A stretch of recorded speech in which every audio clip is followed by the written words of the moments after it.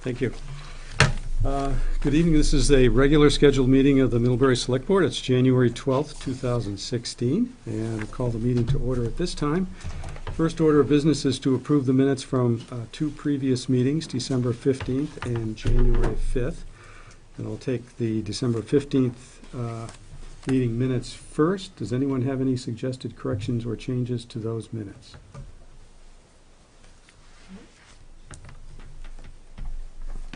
Okay, Susan? I'd like to make a motion that the minutes of the Select Board stand approved as written. Second. Motion's been made and seconded to approve the minutes as written. Any further discussion? Those in favor signify by saying aye. Aye. We are 6 in favor and 1 absent. And now the minutes of January 5th, our special meeting from last week. Any suggested corrections or changes to those minutes? Just one, Dean. Yep. Let's see, it'd be lines 303 and 304. Actually, Alaska uses rubber-studded tires, but the third state that prohibits studded tires is Michigan. Okay. And that's on page 6 of the minutes. Any other suggested corrections or changes? Susan? I'd like to make a motion that the minutes of the Select Board stand approved as amended. Thank you. Second. Motion's been made and seconded to approve the minutes of January 5th as amended. Those in favor signify by saying aye. Aye. We are 6 in favor and 1 absent. Thank you. Approval of the agenda. I don't believe we have anything to remove from the agenda or add to it that I'm aware of. Does anyone have anything? No. Okay, motion. Move approval of the agenda. Thank you. Second. Motion's been made by Gary and seconded by Laura to approve the agenda as presented tonight. Those in favor signify by saying aye. Aye. We are 6 in favor and 1 absent. Thank you. Citizen comments. This is an opportunity for anyone who is here for something that's not a part of tonight's agenda to address the board. See no hands going up, so that's a good sign. Thank you. First up on our agenda tonight is the presentation of the alternatives analysis for Court Street and Monroe Street, Charles Avenue intersection. And I believe David Saladino's here. David? I have a board here. I don't know what the best placement is. Right for over this. there on that lip, usually, if you need to remove one of those Oh, other Adam. ones, you could do So that. nice though. I don't know. You can take down the first. This one? Yeah.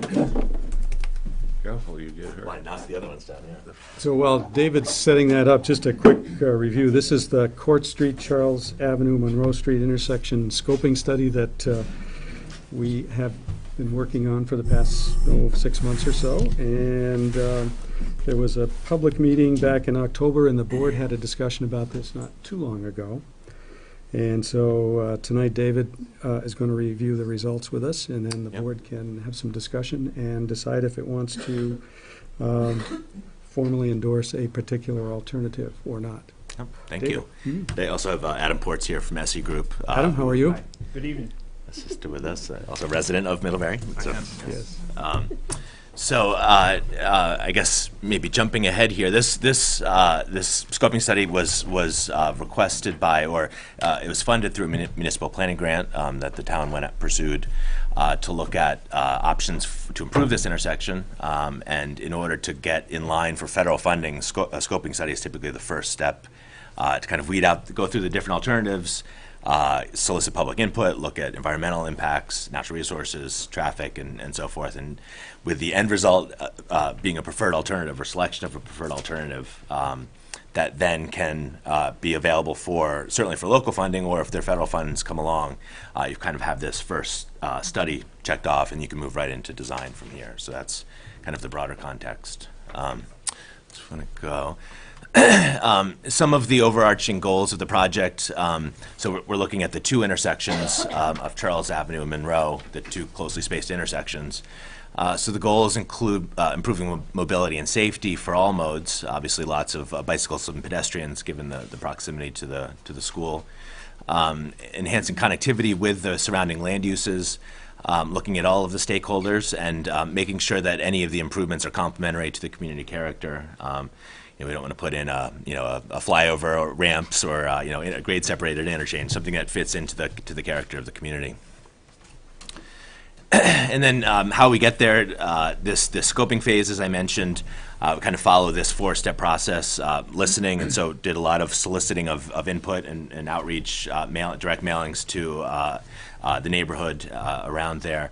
We had 2 public meetings, one kind of in the initial stage, kind of a blank slate, looking at just soliciting input and ideas, and then a follow-up as we developed some alternatives to get input there. So from listening, then investigating the alternatives, evaluating them, which will go through a matrix we put together, and then tonight, with the idea that a preferred alternative comes out of that and is selected as a preferred. Everyone's familiar with the intersection, so this is kind of stating the obvious, but just summarizing some of the things we looked at up front, maybe just going clockwise around. The intersections themselves were improved 7 or 8 years ago, so there are some improvements out there with the painted crosswalks, some of the traffic calming islands. Obviously, lots of bicycle and pedestrian traffic. We've got some data in the report that shows the clusters of bicycle and walking trips that really it's obvious when school starts and how many children are crossing here. The intersections themselves, given their proximity, it's really hard to be efficient when signals run that close together. So there's certainly some inefficiencies there. The left turn, so if you're coming southbound on Court Street and want to turn left onto Monroe Street, there is no left turn lane, and so what you often find is people kind of sticking the back half of their car is stuck out into Court Street, not quite sure where to go to make that left turn, and not ideal there. From a public right-of-way perspective, this road was laid out with an 80-foot right-of-way, which typically roads in Vermont are 50-foot or 49 and 3/4, but 80-foot right-of-way. So there's a wide section of publicly owned or right-of-way through here. So opportunities to do something within that right-of-way. We've got the stream channel that's in culvert that's going diagonally through the intersection. And then looking at the school itself, and Adam will touch on this a little bit, but the way that Charles Avenue just kind of blends into, or kind of is a de facto entrance to the high school, while also being a public street that travels through there. There's a lot of kind of what feels like unnecessary pavement, some complex traffic movements, kids dropping off and getting on, all in that same area where you've got Charles Avenue traffic trying to get through. So kind of jumping ahead then, we out of all of that, took comments in and developed 3 alternatives for the intersection, and just briefly going through those 3. The first one is a roundabout at the existing Charles Avenue intersection, and so maintaining the signal at Monroe Street at the southerly intersection, and then a single lane roundabout at where Charles Avenue comes in now. Provides some opportunity to process traffic without having 2 signals too close together. It provides for a southbound left turn lane onto Monroe Street. As you can see here, a little bit on the right hand side, on the easterly side, there are property impacts as that roundabout bulbs out and trying to fit the sidewalk in there. So some issues there, but that was one of the alternatives that we looked at. Then the next 2 involve a little bit more significant change, and just to show here, that dark blue area, which is labeled as relocated parking, that's essentially where Charles Avenue comes in today. And so this alternative in the next one reorient Charles Avenue to come in across from Monroe Street to create a 4-way intersection. And obviously a gas station in the way would have to be acquired and demolished to make way for this alignment of Charles Avenue. The benefit here, obviously, is going from 2 intersections to a single intersection, just to process that traffic. It also frees up space, whether that blue area ends up as parking or open space for the school or for some other purpose. It frees up that space as well. So. Next and the last alternative is very similar. The only difference here is a signalized intersection, a single signalized intersection instead of a roundabout. But Charles Avenue is still coming in directly across from Monroe Street. In terms of comparing the different alternatives, this matrix shows the columns, the four alternatives, so one being no build or doing nothing, and then the three alternatives that we talked through. The rows, you can see cost for design and construction, and then for right-of-way, congestion, how does traffic flow through it, accessibility and safety for bicycles and pedestrians, effects or the results, impacts to safety, historic properties, and hazardous materials. I won't go through each of these, but they're color-coded in such a way that green is better. If you can make out the difference between orange and red, the red is worse, and orange is kind of in the middle. Alternatives 2 and 3, from a cost perspective, have the highest cost because it involves a reconfiguration of Charles Avenue, and then in terms of right-of-way acquisition of that single parcel, the Roundabout Alternative 2 also has fairly significant impacts to one property on the east side because the Roundabout is just has a bigger footprint than the signal itself. So in terms of right-of-way impacts and costs, Alternative 2 is the highest. In this case, I am generally a fan of roundabouts, but in this case, given the traffic demands, based on the directionality and the peakness of the flows, this LOS level of service is kind of like school grades. A being great, F is congested. So in this case, the signal in a future year, what we projected out growth in traffic is level service A. So the signal operates, in this case, much better than a roundabout from a traffic performance. Before you leave that subject, that Yeah. was one of the concerns I had as we studied the roundabout out here at Main Street, Cross Street, and Yeah. College Street, and considered a traffic signal versus the roundabout. And it was very clear that the level of service increased dramatically with the roundabout. And as I look at this, I'm not sure I understand why it becomes a level D or E with a roundabout. There's a couple factors. One is the pedestrian traffic, and so when we model the roundabout, there's pedestrians at roundabouts can, as you know, can kind of come as they arrive, and so there's more staggered pedestrians, which is good for pedestrians. They're not waiting for the light to turn. But from a purely congestion standpoint, that adds additional delay because those cars, are stopping each person as they come by, kind of in a random fashion, as opposed to a signal which bunches everyone up and then they get their crossing, and you get 5 or 10 crossing at one time. So that's one of the instances. In this case, there's also not significant turns. The volumes turning onto Monroe Street are fairly low. So the way that we set up the signal phasing for that, there's not. When you have higher turn volumes, that creates more of an overall delay, and signalized intersections don't work quite as well. In this case, because the through volumes are so much higher than the turning volumes, the signal just has less delay. So, it's primarily the low turns, kind of addressing the pedestrians.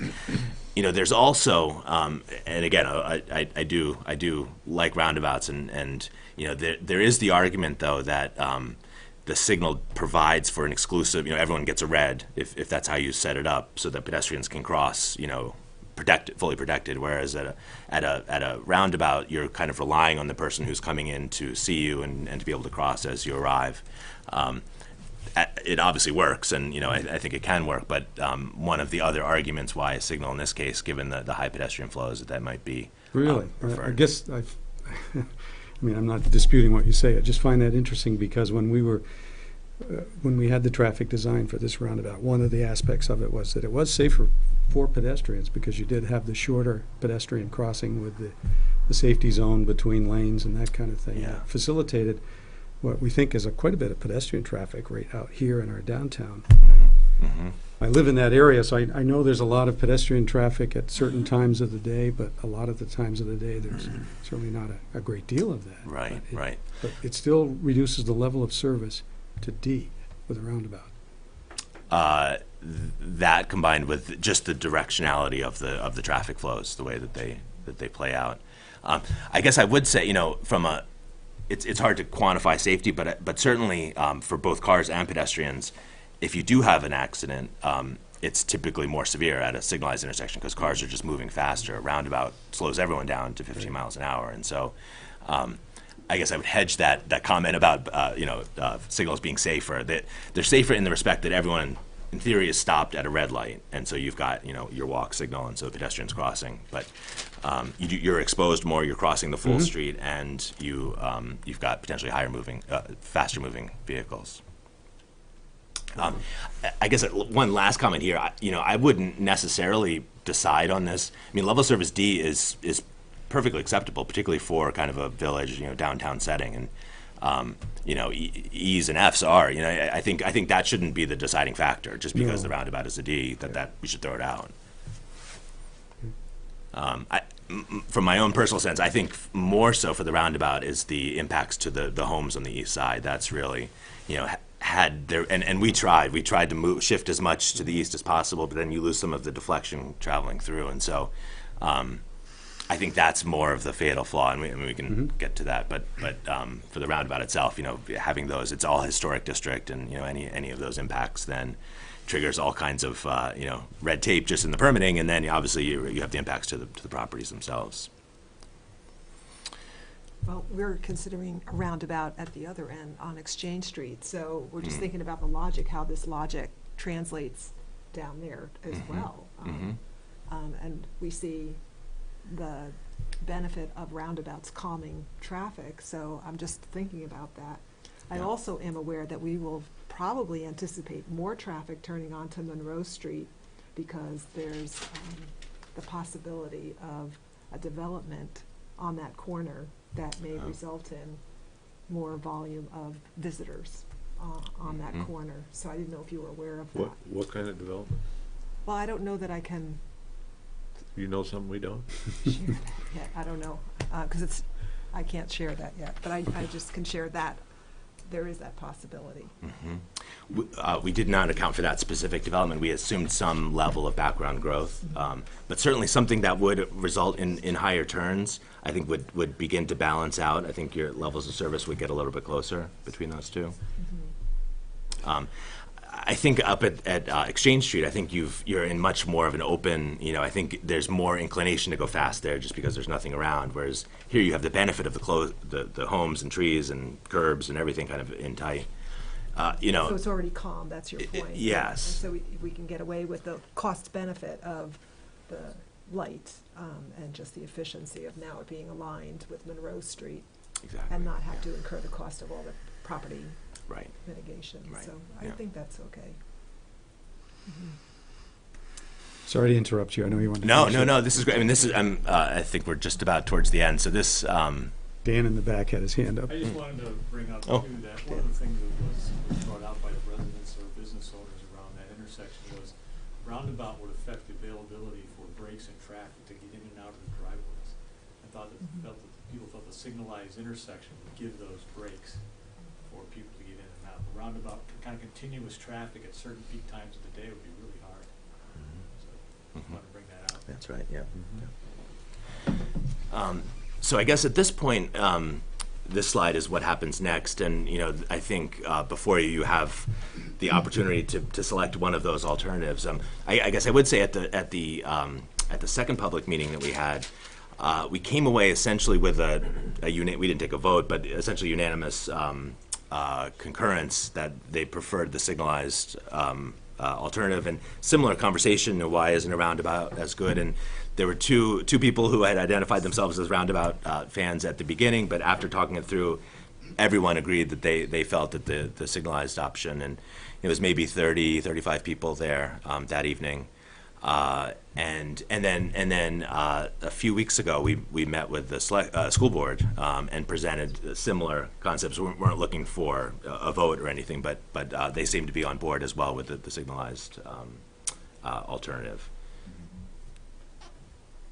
So I guess there's the opportunity for action here, and then after the next couple of slides are some sketches of that Adam had worked on in front of the school.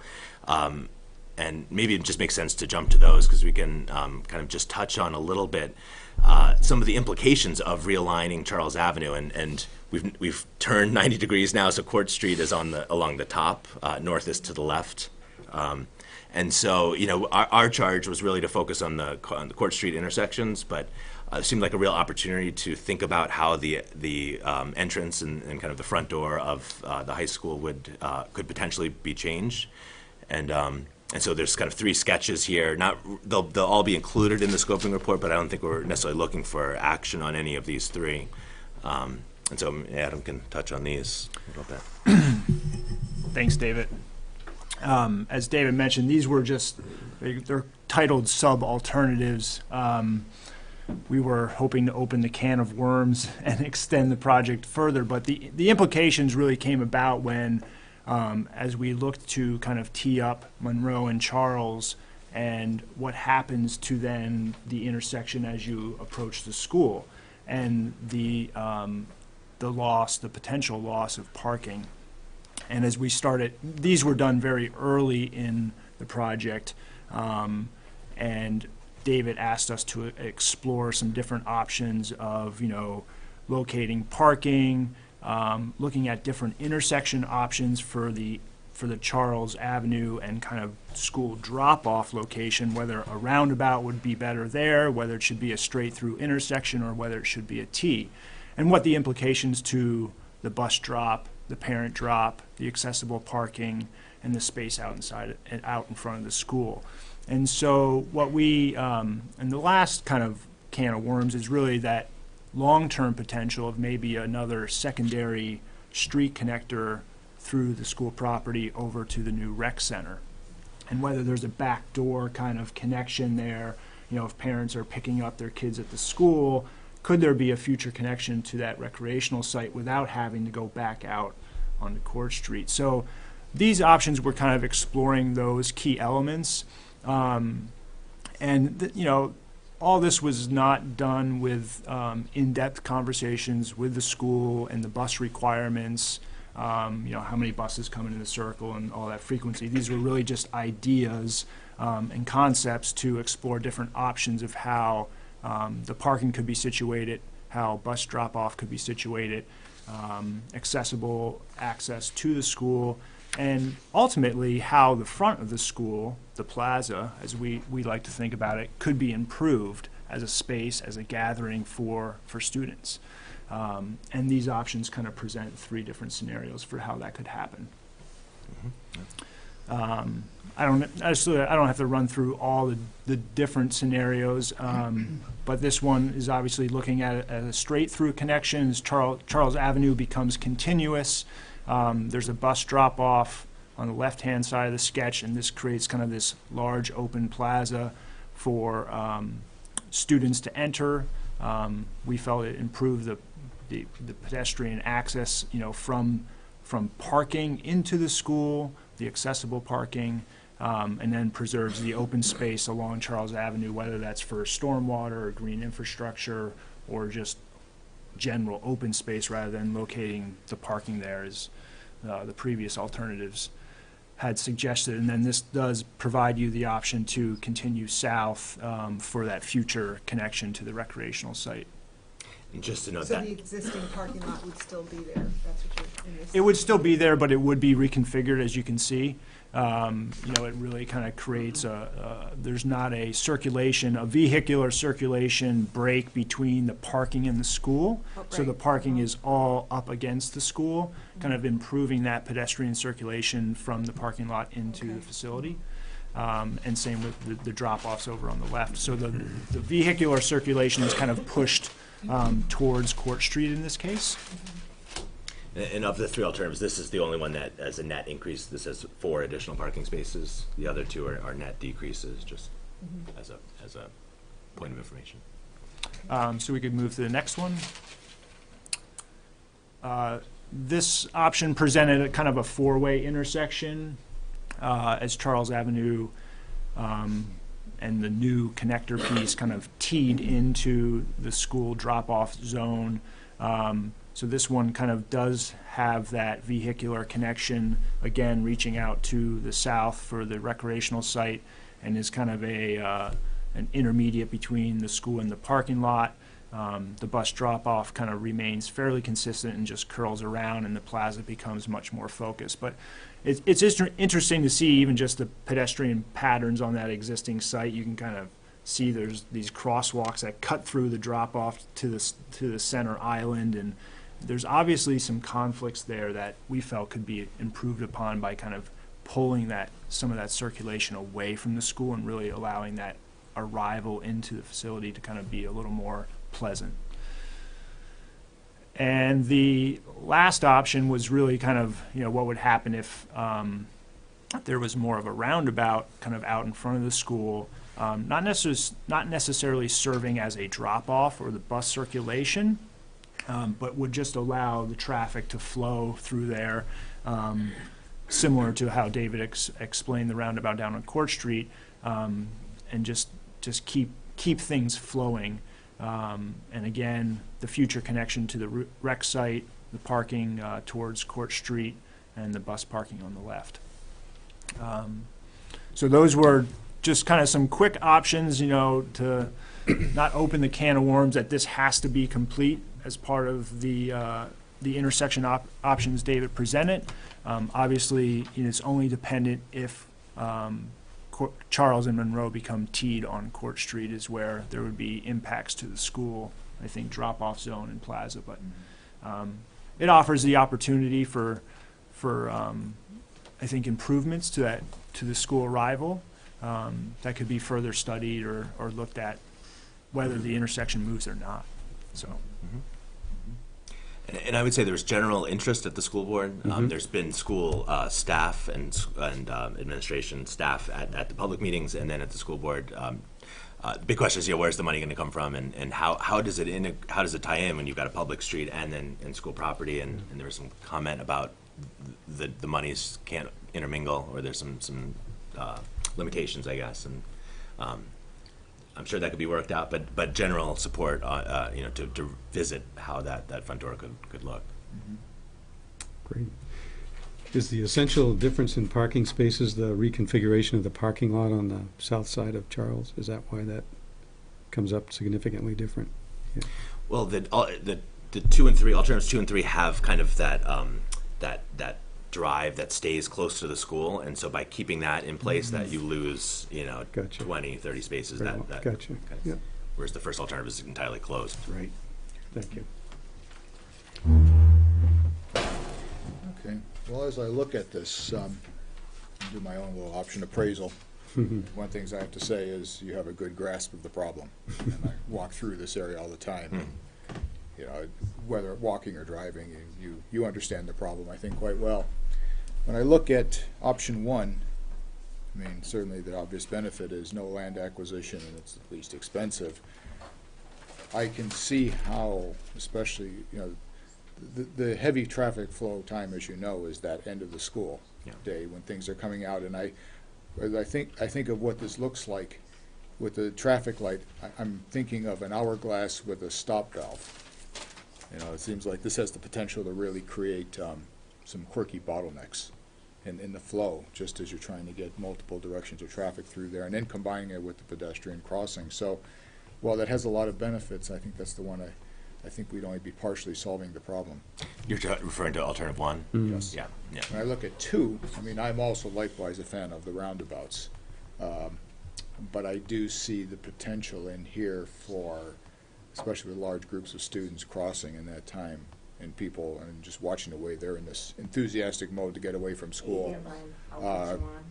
Really, conflicts and potential impact there of pedestrians. So, so I have to say this strikes me that as I look at it, the third option of that signal, this is a case where the signal actually does make a lot of sense, and the idea that, especially at the end of the day, you can control the flow coming out on Charles Street onto the main streets and really regulate that time does seem to make the most sense. So I think where you've gone with this is probably an area that a lot of us expect it to be, but you've clarified it, I think, better. And I think you've done a good job on it. I think these are the only choices we really have there, short of closing the streets down. Right. And I like what you've done, and I tend to find alternative 3 makes a lot of sense. So I'd like to make a motion that we endorse. See if there's any other questions first, and then, any other comments? Just a quick one for me, a couple things, David. In your analysis of the cost of these projects, does that include the acquisition of the fuel station, the $870,000? It does not. It no, does not. No. And in your experience, in terms of when projects like this are considered for federal funding, are there ever opportunities to use those funds for that purpose? For right-of-way acquisition? Yeah. Absolutely, yeah, Okay. yeah. One thing that was noted, it's unfortunate, but I mean, it's a good thing, but unfortunate that there haven't been more crashes here, because they're typically, this would be perfect for, as a safety improvement project, which is often either 90% or 100% federal dollars, certainly funds right-of-way acquisition. There haven't been enough crashes to kind of get to that level, and unfortunately, this is not really on VTrans's radar at this point either. And you know, and that's really the conduit for federal funds. We don't have earmarks anymore, so that's not really an option. So that certainly is kind of that's the next step is a big one, kind of figuring out where that money comes from. Okay. But if federal dollars were to come in right away, certainly is a viable. Okay, spending. thank Well, you. I think one of the things I look at, and again, I'm going to option 3, where you have the relocated parking and/or green space. I think it's a third option, is that could possibly be developmentable lots. Yes. So that could offset some of the cost of the acquisition. I could see a couple of houses in there or something else, Sure. a row of townhouses or what have you put in there. So I wouldn't necessarily write that off as just pure asphalt. Yeah. Just to note also, I spoke with the property manager at Champlain Oil, who was amenable, to a discussion about, they were aware of this project and amenable to kind of, it's not in their long-term portfolio as a high-valued asset. Other questions for David or Adam? Laura? Well, I'd like to move that we endorse alternative 3, a 4-way signalized intersection, as the way to proceed. I'll second it. So the motion has been made and seconded to support endorsing option or alternative 3 at Monroe Street, Charles Avenue, and Court Street, which includes a signalized intersection and a reconfiguration of the intersection. Any further discussion on that? Those in favor of the motion, then, please raise your hands. Brian? Dean, can I just clarify, because I Sure can. into this midstream, that's Yep. the 4-way intersection signalization Yes. version? Yes. Okay, Yep. I vote for that. Okay. Opposed? So we are 6 in favor and 1 opposed. Thank you. Yes, thank you. Thank you both very much. Appreciate your time. Thank you. Okay. I just really like roundabouts. Would you like to keep that board? It's okay. We have another one, if you want to keep that. Everyone's got their thing there. They do. It's okay. Okay, next up is our dog park organizers are here. Jane? David? How are you? We're well. How are you? Good, good, thank you. Come on up.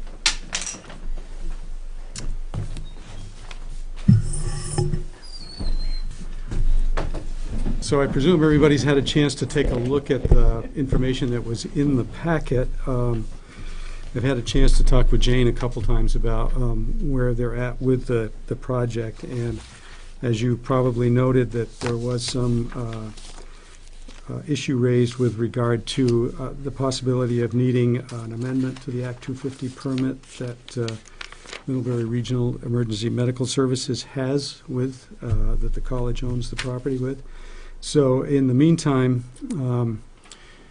the dog park folks have covered all the bases that we asked them to cover with regard to a proposed lease. So while we have not resolved, or they have not resolved the Act 250 issue, the thinking was we could discuss the lease part of that, and if the board was amenable, then we could take an action to support the lease with the provision that the pending Act 250 approval get resolved for final approval. So having said that, I'll let you folks talk us through where you're at and what you've done since we last met. Sure. So good evening. I'm excited to be here with the Dog Park Group. Quick clarification. So I'm the college's rep to the Dog Park Working Group, and then Jane and Kathy asked if I would speak tonight on behalf of the group. And I'm not going to read the letter that you have before you, but just to sort of quickly review the process that we followed coming out of the last meeting, when I think the Select Board asked a bunch of very good questions. So I met with David Pistilli, who's the MREM's chair of the board, and had a great conversation and worked out some of the questions around the adjacency. And then I set up a meeting with the hospital and with MREM's folks and members of the college and the Dog Park Working Group to walk the site. The letter really kind of covers the extent of that. A number of issues have come up around helicopter landing and what happens in those situations. There are about 12 or so helicopter flights per year. They're mostly at night. We agree that it's important to have a plan in place and that the signage should address that, but we think that that's an issue we can work out. Questions about dogs being loud and those kinds of things came up. I think one of the many benefits of a dog park is that dogs tend to be pretty happy there, and they do sort of encounter one another, and there's a little bit of barking, but there were no concerns expressed by the hospital. The hospital shared that they think there might actually be some benefit to having pets nearby, and that could be an interesting opportunity in terms of Helen Porter rehab as well. One additional piece of information, Dean, related to Act 250. So we did, Tom McGinn from the college reached out to Jeff Green just to try to get a preliminary assessment. And the preliminary indication is that Jeff thinks it would be an administrative amendment and not an addition to the Act 250 permit. So I think that's probably the least expensive and least bureaucratically burdensome option that's out there. So I think other remaining issues. The sizing of the park, I think the other thing to be worked out is that the group has discussed a 1.5 to 1.75 acre park, both of which can fit on the existing space. But I would expect a final map to be included with the lease agreement, before the Select Board would sign off. I would invite my friends and fellow dog park folks to share any comments or additional insights, intel. No? We're good? I think we Did I leave something out, Jane? No, I think, well, we did change the configuration to adjust with the concerns being the 100 yards, 100 feet from the helipad. So we've gone to more of a dog leg, more than for the original rectangle that we had. So that gives us over, and it also alleviates us taking more of the land, frees up the land in the back for the college if they ever want to use it for any other reason. We didn't break straight through for them. The other consideration is the vast trail, which runs on the backside, which we're also sensitive to that, and we will configure the park in a way so it doesn't interfere with the vast trail. Which might not be a problem this year. Not this year, right? But we can hope. Yeah. So I would open it up to questions.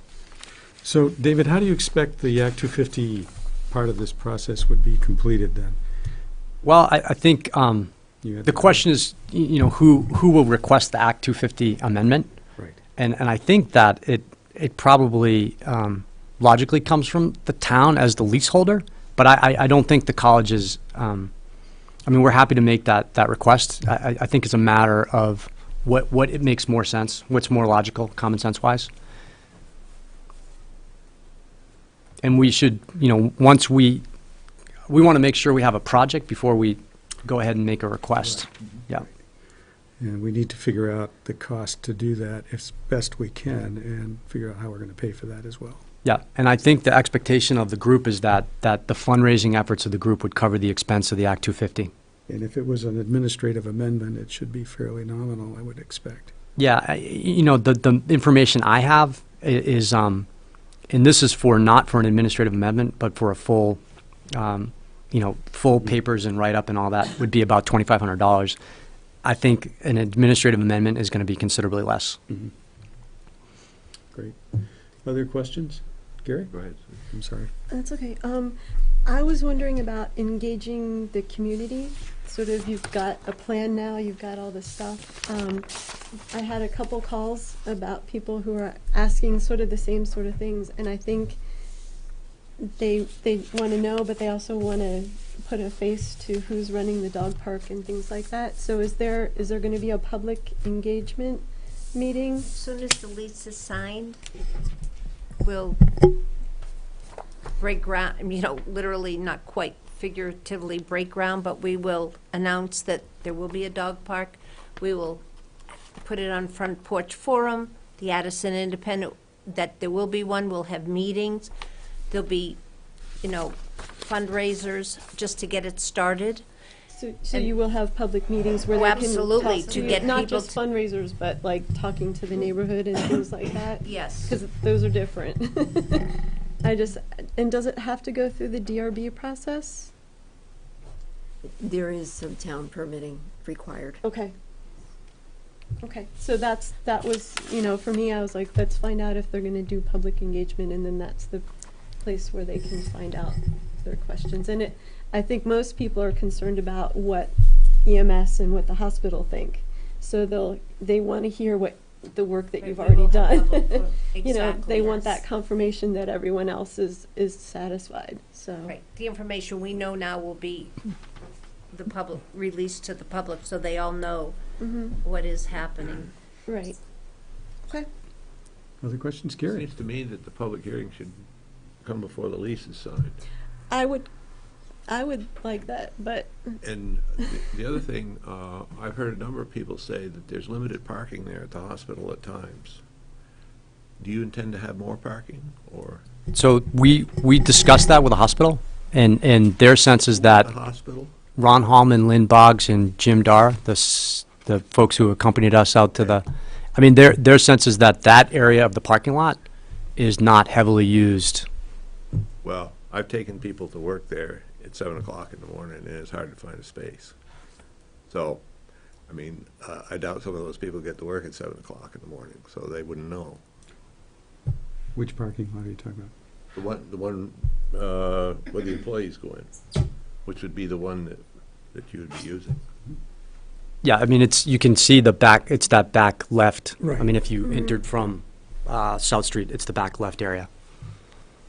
I suspect that's probably related to 2 shifts of work being there, employees there, and so it's a brief time when you have that, and I suspect that's just. Yeah, it may happen twice a day. Yeah, Or- so it's probably one of those Yeah, probably situations 2 times. where, okay, dog people, then this is just an inconvenient time for this half hour to be here. It's just a question that I wonder if, I can speak to that.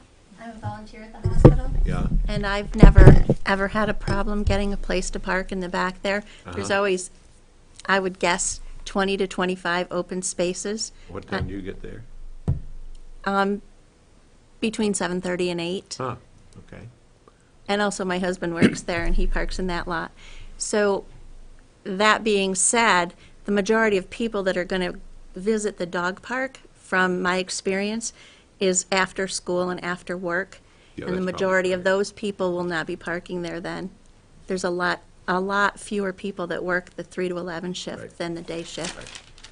So I don't really think it's going to be much of a problem. I think that was one of the things that came up as well, Gary, that it's used lightly during the day. It's sort of a end of the day, take your dog Yeah. to the dog park kind of a thing. Okay, But point made. yeah. If I can. Can I just Sure, go ahead. Just the question about public hearings. So I'm all for that, but I just want to clarify. So this group has worked quite a long time. I came into the process only a few months ago. Yeah. We looked. I think one of the goals of the group is to keep the expenses to a minimum, and the college has entered into the conversation to say, yeah, this sounds like a great community project and a good partnership. We'll lease the land for $1 a year. If we go back to the drawing board and have a public input session that says we're reconsidering site, I just versus input on the signage and addressing questions. I just want to clarify how far back are we going in the public What input I'd like to session? suggest to the board is that we, as we talked earlier, maybe give tentative approval to the lease. We have had a number of discussions, there's been a lot of work Okay. done on this, with the understanding that the permitting part of this would be resolved before the final lease, and that I'm hoping there'll be a great opportunity for a lot of people to learn more about this, and maybe we could schedule some sort of an event at the Rescue Squad in their community room. Would be a great place to have that and invite people to participate. We've talked about this a couple of times now at our board meetings, and I don't know if other board members have got feedback, and most of what I've heard has been pretty positive, so I think it's a good time to go forward, and I hate to have us throw any brakes on this at this time to prevent them from continuing to work forward on this, to move forward on this and get to that point.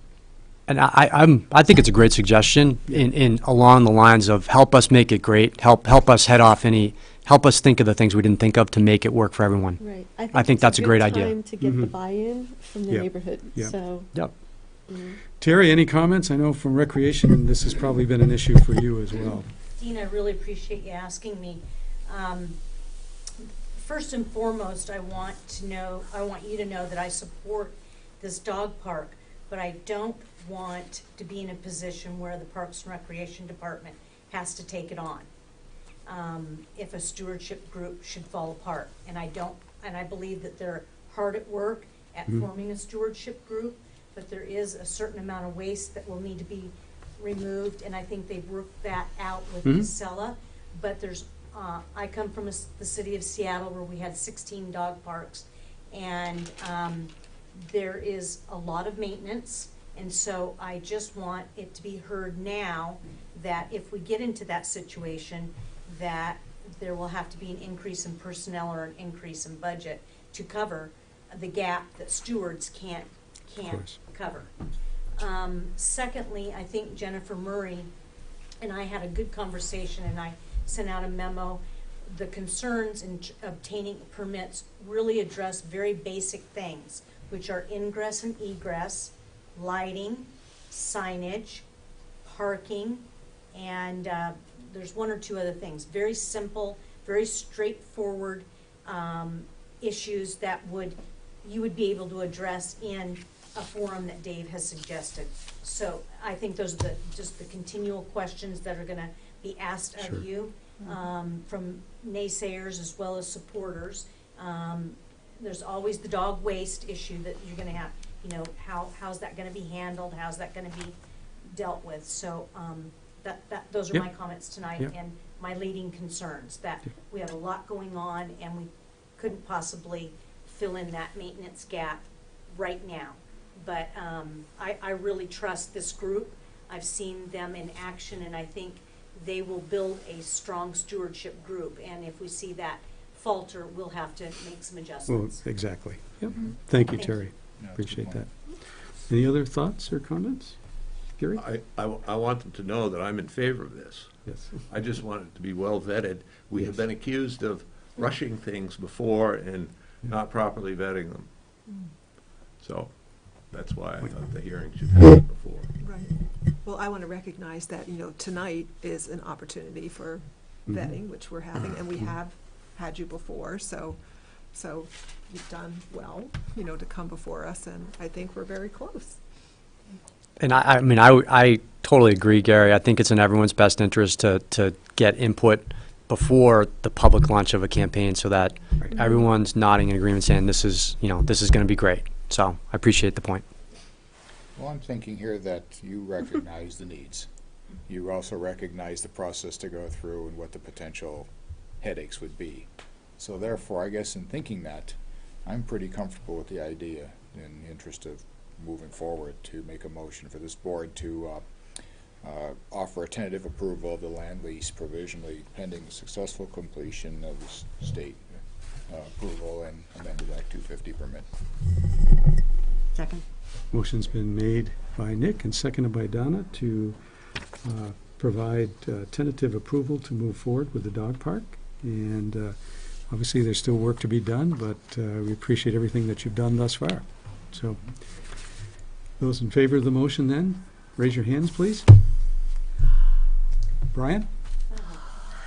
Lost it. Oh, no, there's. I guess there's one question I have Sure. before I vote. Yeah. I heard Dave say that the hospital is for it. Did MREMS give a position in support of it? Yep, so Brian, the document that we circulated was signed by Bettina, I always want to say, Tina Paterni. I always want to call her Bettina. Okay. So, All right. yeah. I vote for it. I voted for it before and we got surprised. I just don't want to be surprised again. If you actually look at the plan they have here, Brian, I don't know if you have it in front of it, but it shows the outline and there's 6 red markers. So I think those are probably windsocks for the helicopter. So I think we're okay. We could do that. Okay, thank you, Brian. We are 7 in favor, none opposed. Thank you all. Thank you. Thank you very for your much. time and your helpful instruction. Can I do Appreciate it. this for Brian? Sure. Park for the park. Number 7.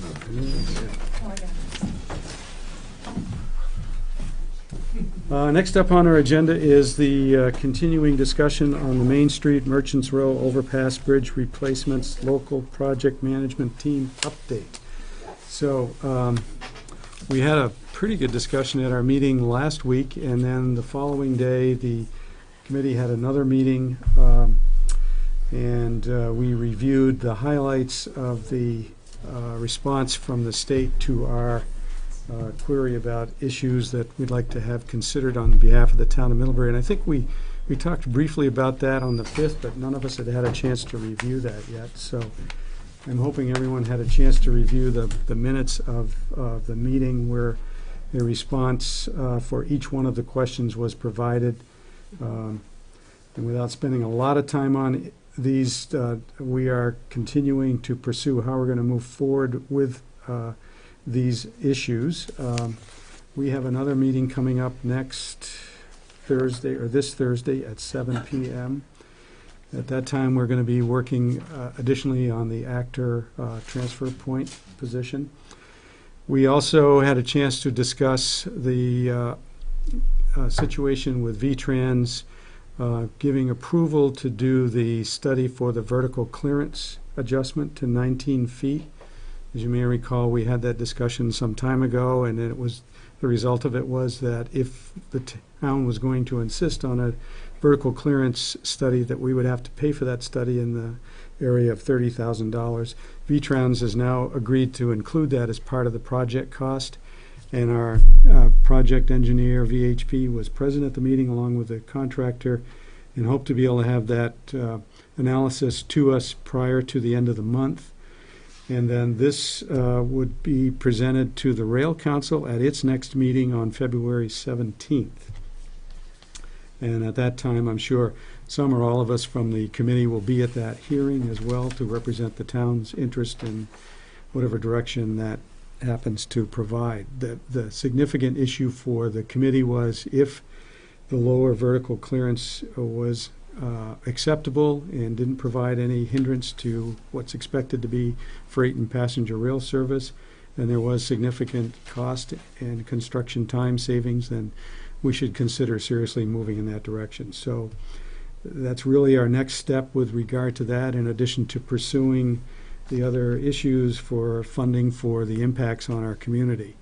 Additionally, we had a very brief discussion about the location of the multimodal station and the potential for the acquisition of the property presently owned by the state and the railway down by Greg's Market. So we want to continue to follow up on that as well. You discussed that with VTrans? We did. We brought it up again. Yeah, and what did they Third say? time. Well, they keep saying yes. We'd be happy to talk with you about it. Oh, okay. All right. So we are not letting that fall off our plate. Okay. It'd be good to get that cleared. Yes. Donna or Nick, anything else that you can think of? No, I can't really think of anything, Dave. It's, you covered it pretty well. Susan?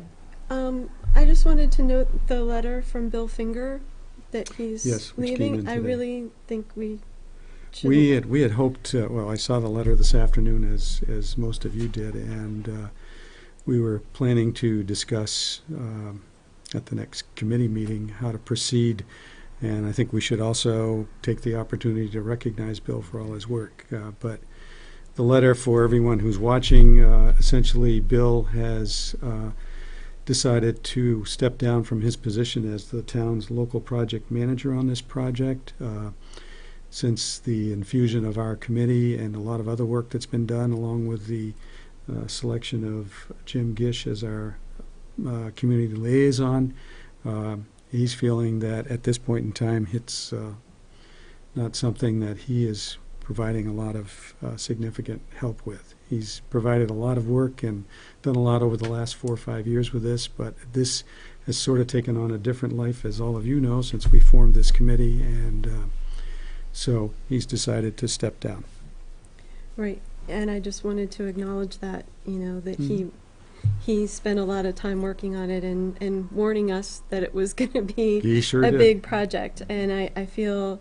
It was very small when he got started. Right, but I think also he did make a good point that we've added a lot of requests to the project over the years, which then costs more money. So, I mean, each time we make requests, then that does add to the project. So, I mean, I really think I'm sad to see him go like this. I mean, I think the last time he was here, he really was trying to warn us, and maybe we weren't paying attention as much as, or not hearing him as much as we could have. And I appreciate his work and just don't want to let it go without acknowledging his work. Well, I'm hoping that we can do some sort of a resolution letter for him. Yeah. Yep.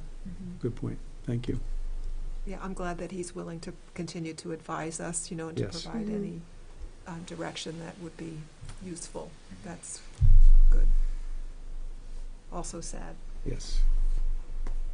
Anything else? Any other questions? Okay. Back to our budget review and update. Kathleen, any updates for us?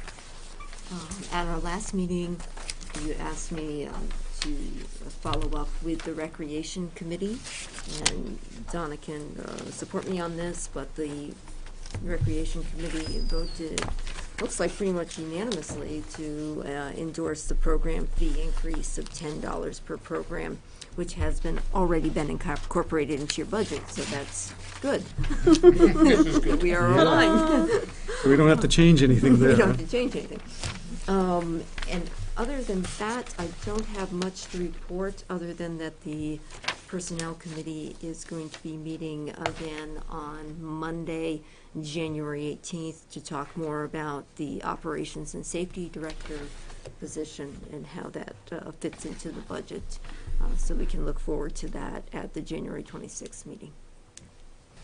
And we're still waiting for the results of the FY15 audit to be able to... Yes, Dean, and I checked with Treasurer Jackie Sullivan, and she reported that her target date is January 22nd Okay. for getting that wrapped up.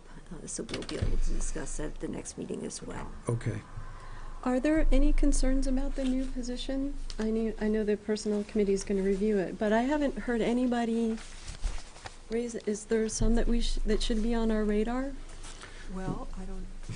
What we're thinking is that we need to better define it, so when we present it at town meeting, we want to make sure that we have everything covered in terms of how the position is going to function, what its job description is going to be, and better define it. We've talked, as you mentioned, briefly about it, but we haven't really focused on the job description, what its impact is going to be, and that sort of thing, which I think is going to be important for the presentation. Okay, so it's just sort of a technical thing then? It's not so much concerns about voting for it or anything? Well, I think we've had that, very brief discussion at a couple of our meetings. Gary raised the point at one point as well. So I haven't heard anything. I don't. What's but, your point? My point, and nobody, with the personnel we have, Yeah. a lot of people don't see why we need it. Okay. That's what I hear. Oh, okay. Do you understand why it's necessary, or? Not totally. Okay. So we're going to work on that. Well, I'm just wondering if maybe the board itself needs a little bit more interaction with it too. So I wasn't sure. No one's really said anything. So I think the Personnel Committee, in talking about this, we support the position, okay? mhm. I think that what makes sense to us, because we're familiar with what is going on in the town, you can understand it easily, to try to present that and sell it to the community at large, you have to be able to describe it Okay. and understand why it's an important position, that there were cost failures last year, whatever went on. Right. And so it's to go back there as a personnel committee, just look at the position description Okay. and make sure that we can describe it accurately and well in order to present it to the public. That's Yeah. That's And basically it. To your Okay. point, Susan, I think it's important after we meet next week to present whatever we come up with at the Personnel Committee as well, because it's important Okay. for everybody on the board. I mean, we've taken a position to support it, but if there's questions about it, we need to resolve that here. You're absolutely right. Okay, yeah. And that's why we're going back, you know, we had thought about whether it would make sense at this point in time to do that, but I think it's important to come back to the board and be prepared to present whatever the committee's recommendation is and have that discussion. Okay, yeah, I mean, like I said, we hadn't really talked about it that much, so, okay. Right, That- there's like a framework, which you've seen, that we've seen too. Yeah. And you might want to respond to that further, and you would be welcome, Yeah. especially with your experience on I Public think Works. I would, because especially with Public Works and coming from Parks and Rec from before, certainly to fit in with the new requests that we have for facilities and things like that, that there's a lot of that has been sort of added into this position. So a lot of the goals that we have asked the staff to sort of take on, and as for our vision too. And for me, it comes from Kathleen, so I know it's already been vetted for need and fiscal responsibility. I just want to make sure that we're not, most of the other budgetary things that we go through, we have department heads come in and talk to us. And because this is coming from Kathleen, we really haven't had that sort of interaction with her on this. And Well- I felt like we should make sure that we don't miss that opportunity to acknowledge her work on it and what's been done so far. So it sounds like that's going to happen, but Yeah. I didn't want to miss out that people were objecting to it and that I just Not at all. hadn't heard it. No. So It's really a situation where Kathleen initiated this for us. We worked through it with personnel. It's not just Public Works, it's the whole It's- town. it's- And yeah. it's an important position for the administration. And so we need to better define how we're going to present that. And it's totally in support of it. It's okay. that the Personnel Committee hasn't met to talk about it since we first did it several Right. months ago. I just And- didn't want to miss something. and when Gary raised his question, I felt it's really important for this board to understand it well as some of us do on the Personnel Committee. And so to that end, I think it's helpful to have this committee meeting to focus on that, Mhm. present our findings back again, and move forward with it. So Okay. we're all in agreement. Good point. Are we looking, Kathleen, at phasing the salary as we have with the police We have not. officer? No. We haven't done that. And is that something that you would want us to be thinking about? I think the need is more immediate than that, but that's something the board could Okay. consider. Yeah. I would prefer to put it I would in. have to agree. The need is pretty intense. So. Okay.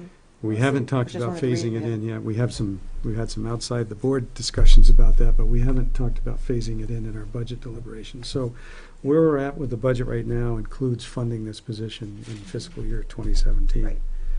So we're still looking for this 61,000? Mhm. We are. And are we supposed to be discussing that tonight? This is yeah, absolutely. This is our opportunity to talk about anything else that's come up in the budget since we last met. So was there anything else, Kathleen, that you could see for us to look at? No, I'll keep looking. The important thing from my perspective was, and Kathleen and I have talked about this, as we look at the fund balance, it's really helpful to know where we're at the end of fiscal year 15, which we don't have that. Uh-huh. So what we're looking at using for fund balance funding of the budget right now is essentially some of the surplus from the previous year. So if we're going to go beyond that, it would be really helpful to know where our fiscal year 15 budget ended up, Mhm. to know if we have the cushion to use those funds Okay, for so that. just wise to wait a little longer. Well, there are other things that we need, the more we take away from that number, the less we have to Right. consider. Uh-huh. If our goal is still to have a zero increase Mhm. from the property taxes.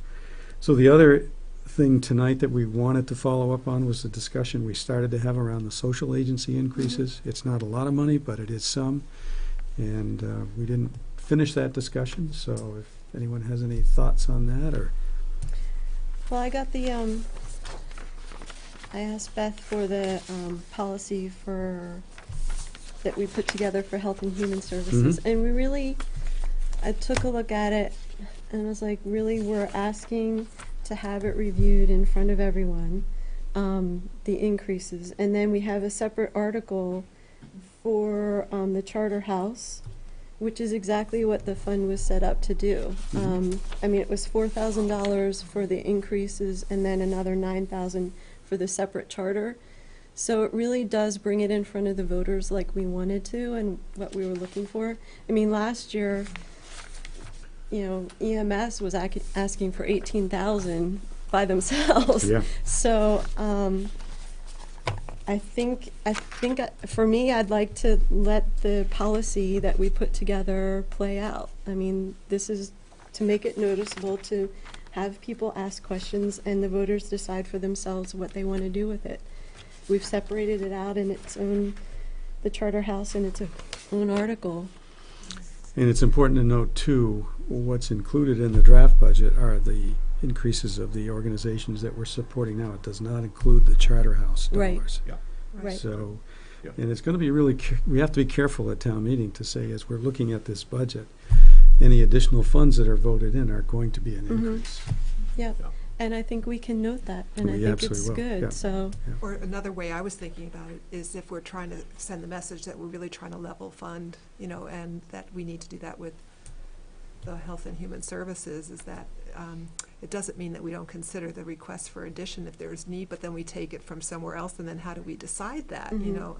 And that brings me back to, I don't know how we got to the numbers we did on some of these agencies, why one gets 10,000, why one gets 2,000, why one gets 4,000, and do we have discretion to move things around there in order to meet a need that's been presented to us, you know, and we can say, okay, that's reasonable this time, and then we're. And that's why we did that policy last year that really Yeah. was trying to help us, because there's always been this discussion at every budget time, how do we manage this? And one of the concerns has always been, well, if we always leave it to be decided at town meeting, you could have a very small representation of people that could ask for a significant increase and get it without having a lot of input from other folks. And so you run that risk as well. This hopefully will address it by having those agencies that are proposing an increase to existing funding, as we've talked about, plus having them sort of re-identify themselves with the people of Middlebury that this is what they're using their dollars for.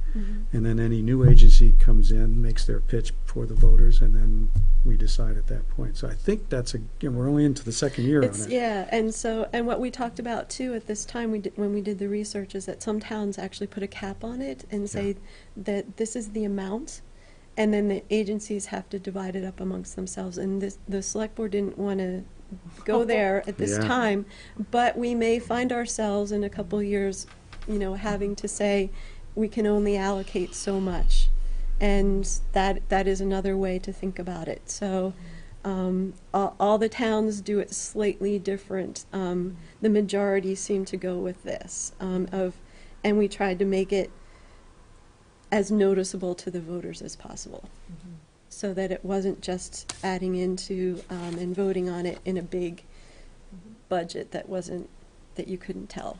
Okay. So, yes. Just so I Gary? got it straight. Yeah.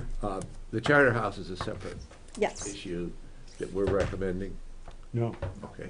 No, it's just a warrant article. It's got its warrant It's a new- article. Okay. It's a new social agency that's requesting funding from the town. So we have not approved it or denied it. All right. And the others are, The others have, we've we've said, been as far as contributing we're to them. concerned, we're level funding. Yeah. Okay. Yeah, that's my understanding. I did have a couple things in the warning. In Article 3, it says the Board of Selectmen. Okay, And I was hoping we can okay. PC that. And I did have a question about the one article that talks about the tax penalty. I wasn't sure, is there a change there that I just, like, I don't know? Yes, so, right now, there is a penalty and interest charged after the last installment is due. Okay. That penalty is 8%. The interest is 1% for the first 3 months and 1.5% for each and every month thereafter. What this article proposes in its draft form is that the change would be to add interest after each installment is due rather than just at the end.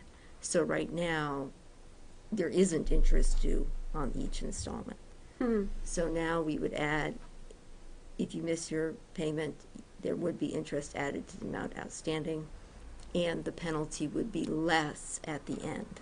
Okay. I can't remember, is that 3% we suggested? I didn't see it here. Okay. Well, that would be the change. I don't see anything about 3%, so. But that, my question was, is paperwork-wise, staff time-wise, does it make a difference? It would make a difference. So what this is proposing is 1%. So if you miss the last deadline now, you get 8%. Boom. Okay. And this is proposing 1% for the first 10 days that you're late, and then 8% Gotcha. thereafter. Okay. Because a lot of people just miss it, Yeah, and then they get the 8% penalty, and they're not happy. yeah, okay. Because it's a significant amount. Yeah. It allows for some human. Mhm. Okay, I No. can support that. That's another thing, the 8% was back, I mean, that was a standard interest rate at one time. Can we modify that at all, or is that state law? Yes, yeah, you can modify that. That's pretty stiff now. Well, you Yes. have to balance Oh, the cost of money and Yeah. Oh, I know. what other There needs to opportunities be are available. incentives. As former town manager Betty Wheeler used to say, we're not a bank. Yeah. Oh, no, I've said that to people too. Yeah. Not a bank. Think about it, make it, if you have a suggestion, No. I'd like to So hear this it. was just a suggestion that I had, Mhm. so, yeah, perfectly open. No, I like Just that. wanted, I Yeah, liked I it, like I it. just wanted to understand it fully. Okay. Anything else on the budget? Just a reminder, when we meet next on the 26th, that's when we'll have to finalize the budget and sign the warrant. Do we know of any petitions that may be coming in for the, I haven't heard of any. okay, So if you have any ideas for budget amendments, let me know, and we'll keep thinking. okay. Anything else from anybody? What is the deadline for articles, warrant articles? That's the 31st, isn't it? The last day to post. the No, warning? that has been moved up significantly, Dean. I think it might be the 21st Okay. January. Okay. I had one note in my budget stuff that I didn't see a change, and maybe it just didn't change. But line 274, I had a little note saying that this was up for review for bid with a question mark, and I'm not sure. Okay, that's right. Jackie is in the process of The service contract. receiving Okay. proposals now, and we don't have any change at this point. I'd like to note that's the only thing. You got everything else on my notes. It was pretty awesome. I had that one earmarked too. See? Yeah. Anything else? So again, if anyone has any suggestions or things you want to have Kathleen take a look at, let's try to get them in before the 26th. And as soon as we can, we'll try to address the fund balance issue and go from there. Okay. Great. Brian, are you all set? Yes, I am. I guess maybe if we do get the fund balance information ahead of time, maybe we could get that as in an email, Kathleen, just because kind of counting on being able to draw from that. If it looks like Right. that's going to have a shortfall, then we need to maybe look at something else a little closer. Yep, good point, Brian. Will do. Okay. Next item up is the award for the water monitoring and Creek Road sidewalk engineering contracts. Dan?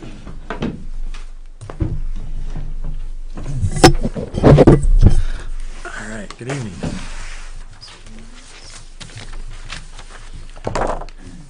So this is to approve the engineering design services for the continuous chlorine monitoring and fluoride sampling project and the Creek Road sidewalk and drainage improvement project. Right, Two. two different projects.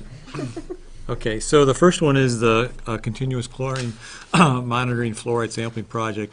This came about with from what the state calls a sanitary survey of the water system, and they want us to follow the Safe Water Drinking Act federal rule on when to and where to monitor chlorine residuals and fluoride levels in the water supply for the town. And that law says that those samples have to be taken at the entry points to the distribution system.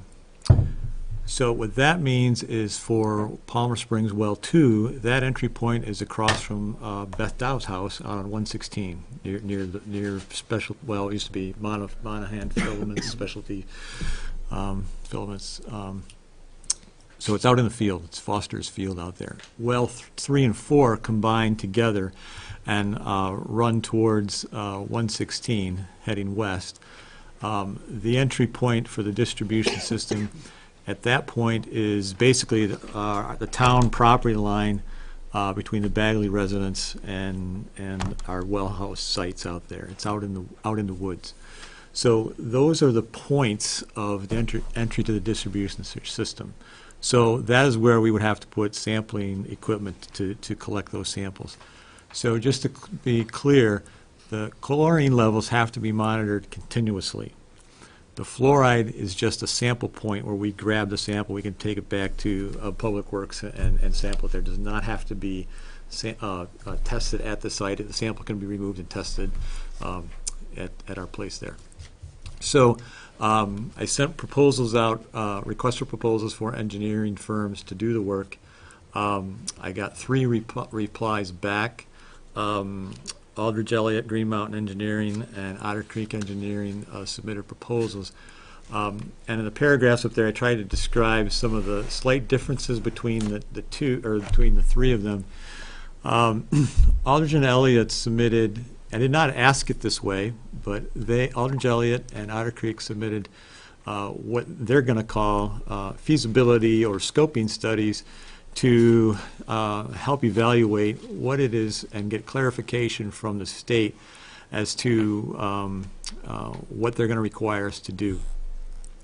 Green Mountain submitted basically exactly as the proposal was written for a beginning to end design project. Again, this does not include a bid process, contract administration, construction costs. This is just to get to design phase by April 1, which is our requirement date to the state. Aldridge and Elliott submitted a $4,500 cost to do that feasibility portion of the RFP. With a total cost of $13,400 to get through the total design. Green Mountain, as you see, was $17,100. Then Otter Creek submitted a cost of $5,400 to do pretty much the same thing as to get the items sorted out from the state and then proceed from there. And their costs would be on top of that number. So I'm awarding, or requesting the award to Aldridge and Elliott for the project for $4,500. So Dan, we don't know what's going to be required, a building of some sort, or just a mechanical sampling device, or what it is? Yeah. I tell you, I started this in late August, and actually it was before that, a conversation with the person that did our sanitary survey and said, I got a nice letter. And I said, thank you for the letter. What does this mean?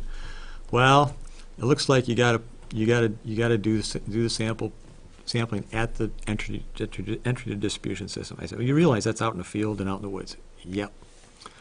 All right, who do I talk to? Because I want to make sure that if we proceed with this, I want to know exactly what we're going to do. So I talked to Tim Raymond. He's the head of Water Supply Division. And he said, yep. The federal rule says you got to do it at the entry points. I said, well, you know, that's going to be like we may have to put buildings out there or whatever. And he goes, that's right. So one of the engineering firms up here called me and said, look, we've done other projects like this in the past. I don't really believe that they're going to make you do that. I said, well, go ahead and ask the question. And I got the call back that says, no, I think we can still do it without doing buildings. Fine. I pulled the RFP. I got on the phone with Tim Raymond and I said, Tim, I want to know what you're going to require us to do. He goes, you're going to have to do it at the entry to the distribution system. Fine. Put the RFP back out. So I'm operating under the belief that Tim Raymond is telling me that that's what we're going to have to do, most likely at near the Dow property. The distance for well 3 and 4 is shorter. We may be able to get that return line from the entry point to the distribution system back to a well house and be analyzed there. There's all a function of detention times in the water main. And it has to be pretty much in real time. And so the longer that, you know, running a service line back to the well house from Palmer Springs is 2,200 feet. And so there's a time lag, which could be hours. And that's not going to work for the rule. We may be able to get that to work for well 3 and 4. But this is part of the question where the chosen engineer and I are going to go to Waterbury and sit down across the table and say, we want to make sure that we get this spelled out exactly how you want us to do it. What are other communities doing? Well, is the league weighed in on this? I mean, we're a little unique in that most the wells, and the entry point, because we did this chlorine contact project a few years ago, is $770,000, which we had to do. Well, now we've got this long chlorination pipe, you know, that goes, like I said, 2,200 feet north. Most places have a water treatment plant, so it's right at the plant. Mm-hmm. That's the entry to the distribution system. That's where you pull the sample. It's a few feet, and you're right there with your testing apparatus. So, because of the the kind of the layout of our land, we're a little different. Yeah. And lots of the little systems have trouble with this too, and what happens is that you can not do it, but then you're out of compliance and you can lose your permit, so. I was just thinking there might be a simpler way to get the sample without constructing a building, but maybe not, I don't know. That's what the engineering will tell us. Sometimes they let you go, and sometimes they don't. Right. Yeah. And so, I mean, by building, I mean, we're talking a very small outhouse kind of a thing, much as a person or two could step inside and be heated and so on and so forth. What was Otter Creek thinking that they could come in with such a lower bid? Well, Peter, full disclosure, Peter was the one who talked to some of the people at the state, even Lance Phelps, before Lance decided to close down his business. He said, I know people, I'll call people, and he called back and said, no, I think they're going to push you on this one. And then Peter said, I'll talk to people, and then so he did, and he said, no, I think we can do it. And that's when I called Tim Raymond, and I said, look, I'm getting mixed signals from your department. I want to know what you want us to do. And that's the last message I got from him. Sample at the entry point, which is the law. Okay. So that's what I'm trying to do. I'm trying to really, the Green Mountain Engineering, that's pretty clear. That's what they are. I'm looking at Aldrich and Elliott and Otter Creek. So are we really, Aldrich and Elliott has it broken to 4,500, and then there's that 5,400 for Green or Otter Creek. Is that basically, that's the same service for both? So that really, the additional Aldrich and Elliott for 8,900 is their estimate to take it beyond that step? To get to the full design that the state wants us to do. So the 5,400 for Otter Creek is just the analysis and not taking it to the full design. Exactly. It's not a matter of, okay, we can do this within existing facilities. Right. Type of thing. Okay. Right. Okay, Right. okay, that helped, because obviously when you have that kind of discrepancy, it's Yep. like, okay, where's the fault here? And it's invariably it's misunderstandings, but it sounds like that's been addressed. Yeah. Okay. Yeah. Other questions for Dan? What is the pleasure of the board? I can make a motion to award the contract to Engineering Design Services for chlorine and fluoride monitoring facilities to the low bidder Aldrich and Elliott for a total cost of $13,400. Second. Motion's been made and seconded to support the recommendation for the low bidder Aldrich and Elliott for a total cost of $13,400. Any further discussion? Those in favor signify by saying aye. I'm sorry, raise your hands. Aye. We'll Raise do your hand. both. Donna's hand is up. Brian? I'm voting for it. Thank you. We are 7 in favor, none absent. Thank you, Dan. And number 2. Okay. Excuse me, next one is Creek Road Sidewalk and Road Reconstruction Project. It's kind of a long-winded title, but here's why. There's two projects combined into this project. So from the state's perspective, the Creek Road Sidewalk is one project, and the Reed Road Reconstruction Project is the town project. So we combine those into a request for proposals for the bid process and construction inspection services. Typically, when we go through these kinds of grant projects, there's a design engineer, and then that engineer takes it through the bid phase up to the point award of contract to the construction company.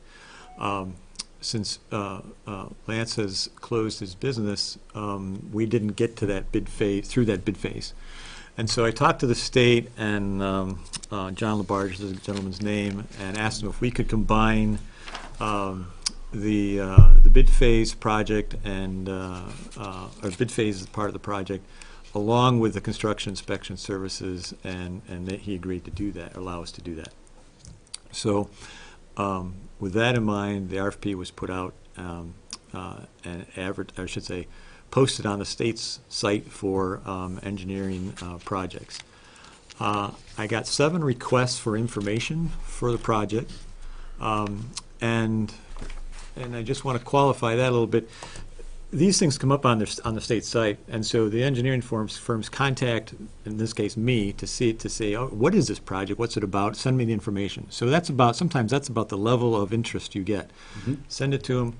They go, this might work, might not work. Maybe it's too far away. Whatever. But anyway, there was interest.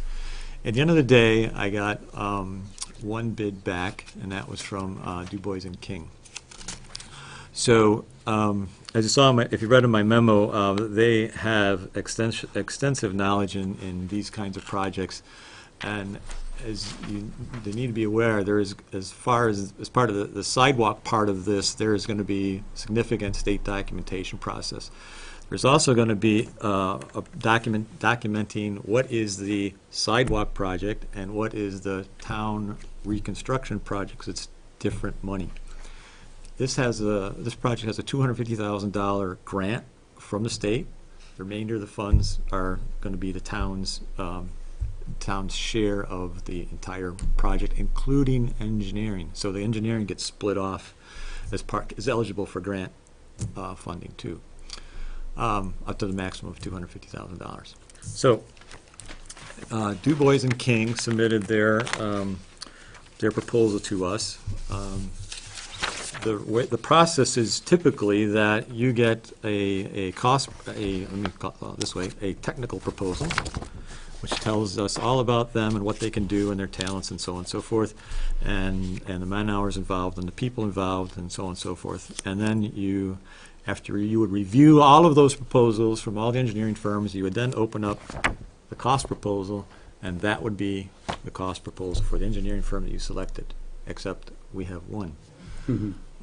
So their cost proposal is $75,202. They outlined, as was required, the amount of hours that all their people different talents that are in the engineering firm, are hours that they're going to spend on the project, and that's where they come up with the $75,202.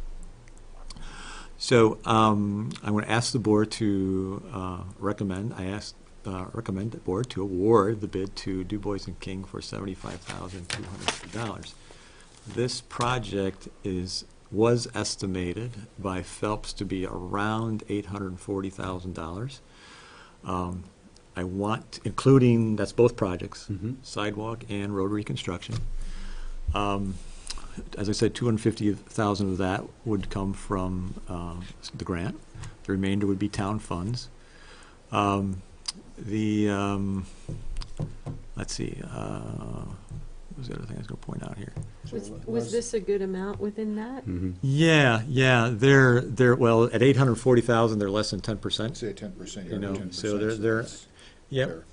And I did some of the math on their man hours and divided that out. So there's a total of 778 man hours, politically correct person hours on this project.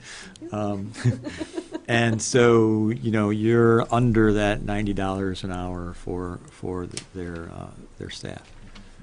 What's the rationale for the state going for both, you know, the design and then the construction inspection being separate? Because, I mean, I've seen this in some federal agencies, and there's some definitive reasons for it, but there's also an advantage, as you well know, to having continuity. Totally. Especially when you get in the field and say, what were you thinking here? Well, I know what I'm thinking here, and it's quite clear. Right.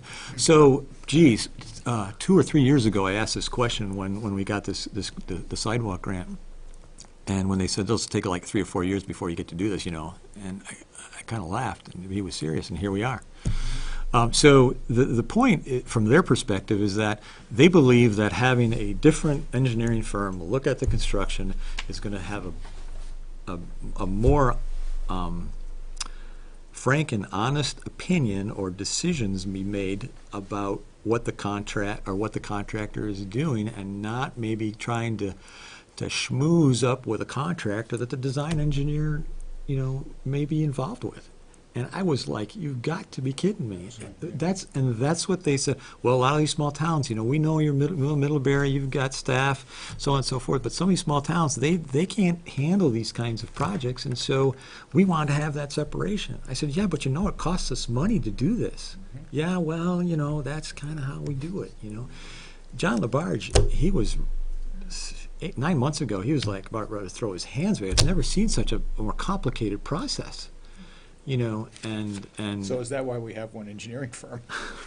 So there is a lot. We did receive some correspondence from a local firm that said that they did not want to participate because of the requirements.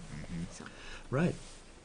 And so it's, I think it makes it for a more cumbersome process. There's no doubt about it. Because the only time I've ever really seen it used, and it's on federal projects, but it tends to be a situation where the design engineer is distant and a local, and there's a local firm that can That would make be on sense. site. Right. Especially when you deal with remote multipliers. But Right. This one, it's elusive to me, and it sounds like it's still elusive to a lot of us.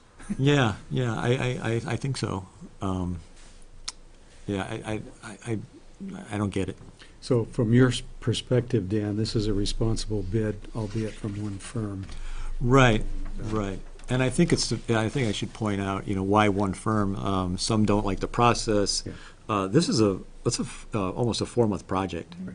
and so small engineering firms, when they have a project that they're going to take from design through the end of it, they plan out their people knowing that they're going to complete this project.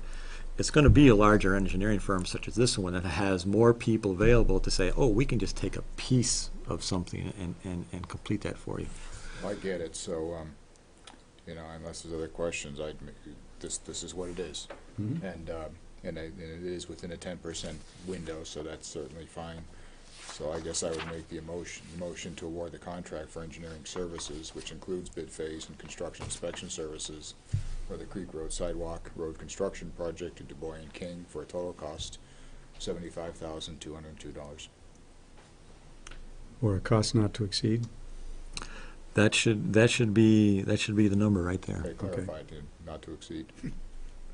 I'll second. Motion's been made and seconded to award the engineering services for the Creek Road project to Du Bois and King for a total cost not to exceed $75,202.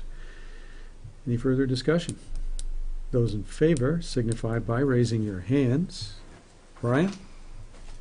Actually, when you said any further discussion, you didn't give me a chance to get the mute off. Oh, sorry. Go I had ahead. a quick question for Dan. Sure.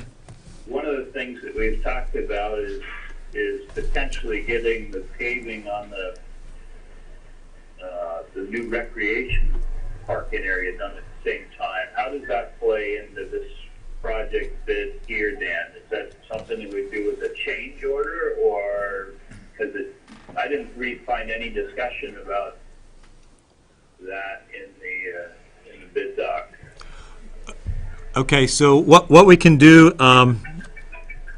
tentatively, this project is going to go out to bid, be advertised out to bid on February 3rd, and be back to the board for approval in March.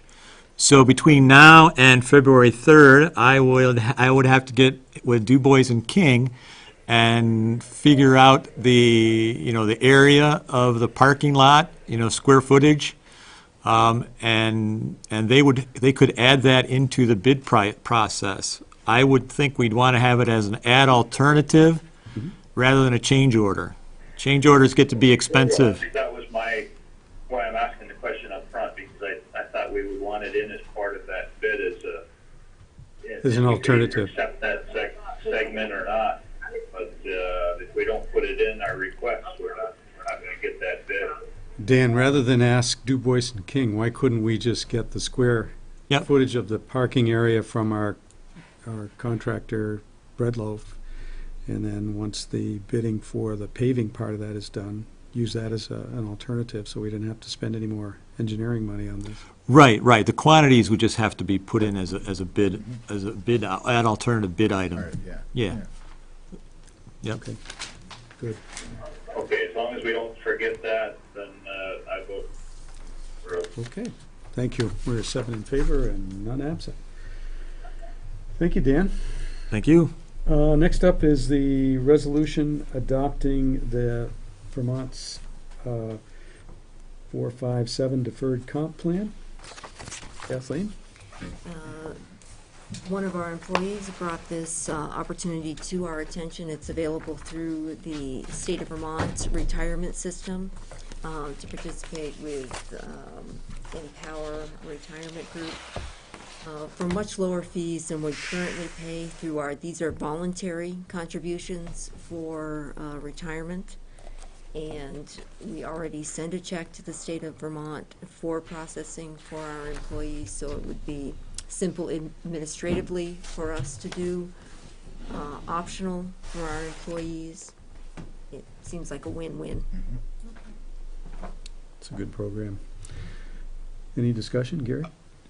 Do they have to use the state of Vermont's plan, or can they have their own? There are a variety of options for them. They can select how they would like their I think they have to monies. use you have to use that financial agency and the options of investment that they provide. Okay, so you can't go to a private company. No. No. Yeah, the state does this, Mhm. you know. Yeah. So, in the state retirement board does bid this out every 5 years Mhm. and helps keep those fees down. Right, right. And they're pretty good options in terms of what funds you can invest in and so forth. I make the motion, we support it.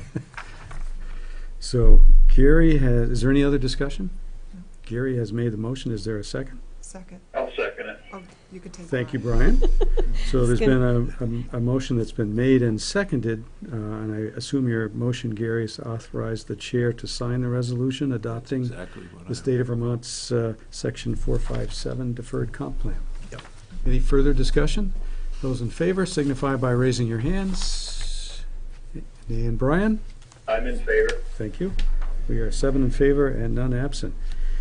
Next up is the hazard mitigation plan adoption, and we did have a discussion at our last meeting with Tim Boughton from Regional Planning, and have since learned that we need to approve a resolution that adopts the town's hazard mitigation plan in order to get FEMA to approve this. Is that correct?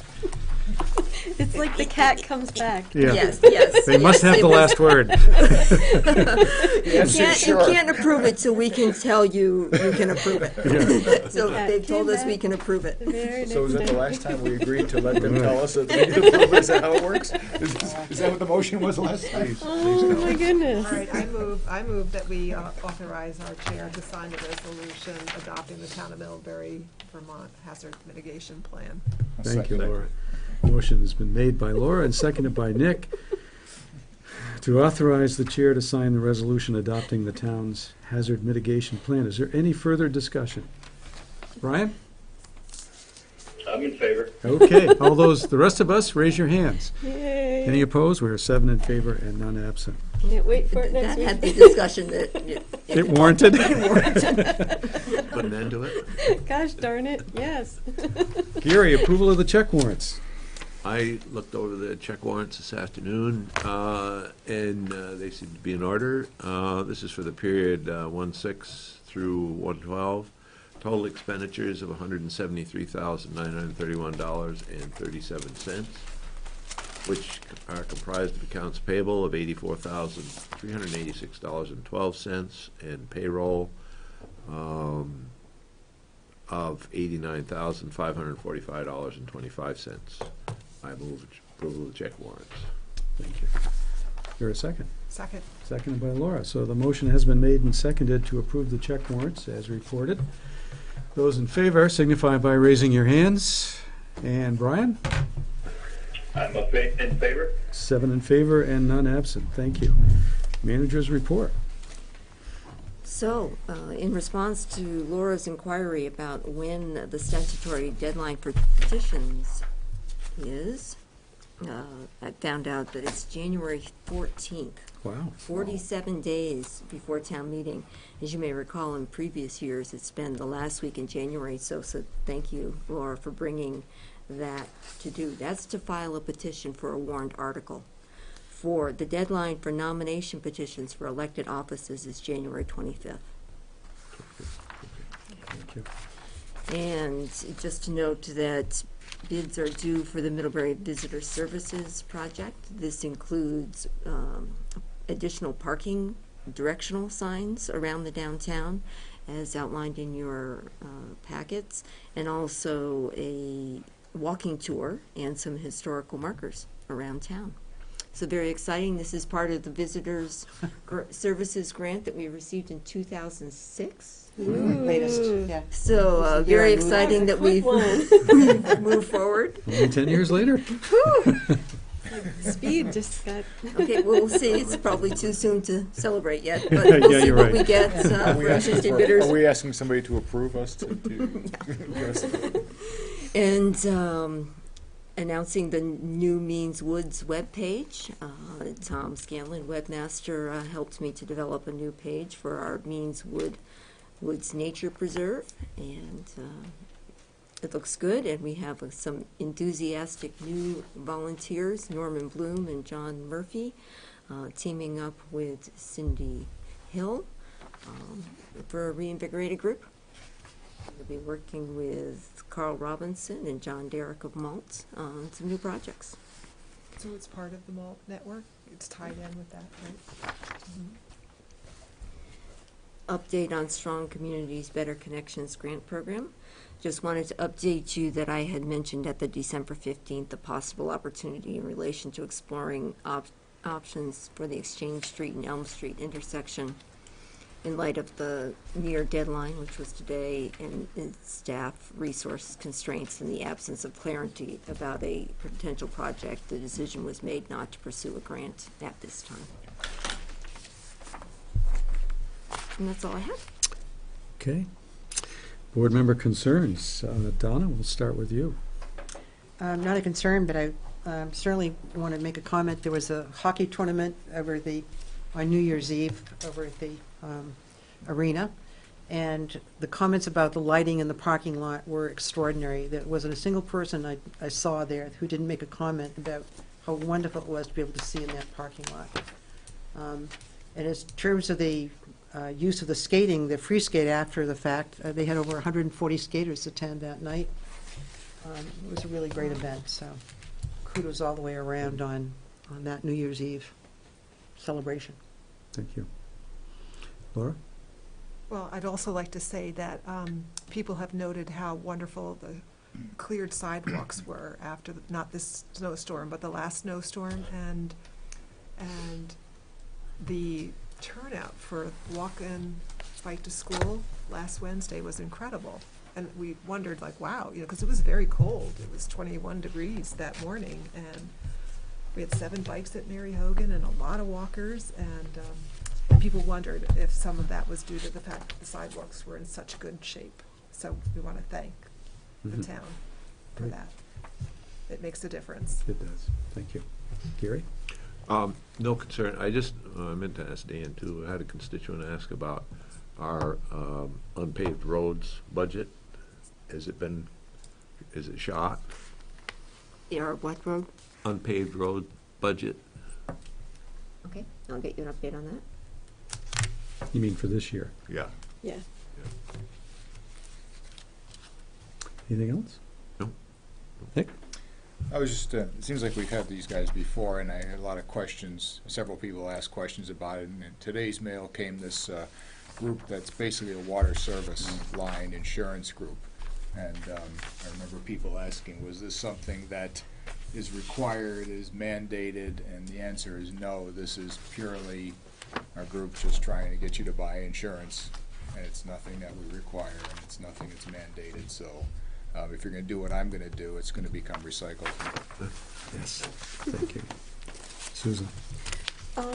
Just a question of whether we need the executive session. I think it might be. I think in view of the fact that that could be an executive session item, that we should not discuss it at this point in time. Right. Yep. Okay. That's some correspondence that we just got late tonight. Anything else? No, Oh, okay. sorry. That's all right. I'm like looking around. Yeah. Where is Yeah. it? No, Brian? it's me. Guess my only concern is whether I'll get home tonight or not. Where are you? I'm sitting in Philadelphia. They booked my flight 3 times and the gate 3 geez. times, and right now it's not scheduled to leave here until 11:25. Oh, And gosh. I'm flying into Albany and driving from there, so I may not make our meeting in the morning, Dean. I won't be either. I'll be in a hearing. But Kathleen's going to be there. I'll try. We'll try to get a substitute if we can.